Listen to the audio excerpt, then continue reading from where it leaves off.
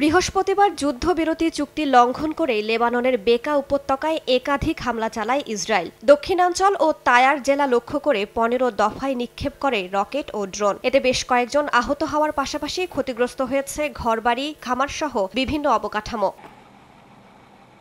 ইসরায়েলের সেনাবাহিনীও সিরিয়ার সীমান্তবর্তী এলাকায় লেবাননের সশস্ত্র গোষ্ঠী হিজবুল্লাহর লক্ষ্যবস্তুতে একাধিক হামলা চালানোর কথা জানিয়েছে।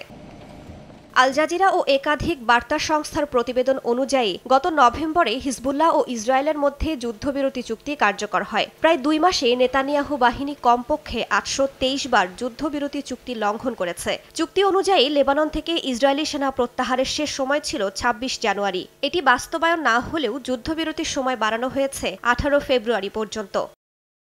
এদিকে ইরান হিজবুল্লাহকে অর্থ সহায়তা দিচ্ছে বলে অভিযোগ তুলেছে ইসরায়েল। মার্কিন নেতৃত্বাধীন যুদ্ধবিরতি কমিটির কাছে তেল আবিব অভিযোগ করেছে, হিজবুল্লাহকে পুনরুজ্জীবিত করতে ইরানের কূটনীতিক ও অন্য কর্মকর্তারা বৈরুত বিমানবন্দরে কয়েক মিলিয়ন ডলার সহায়তা পৌঁছে দিয়েছেন। সশস্ত্র গোষ্ঠীটির পুনরায় সংঘটিত হওয়া ঠেকাতে বিমানবন্দরটিতে হামলা চালানোর হুঁশিয়ারিও দেয় নেতানিয়াহু প্রশাসন। তবে লেবাননের কর্মকর্তারা জানিয়েছেন, হিজবুল্লাহকে তহবিল প্রদান ও অস্ত্র সরবরাহ রোধে বিমানবন্দরে কঠোর নজরদারি বজায় রেখেছে সেনাবাহিনী।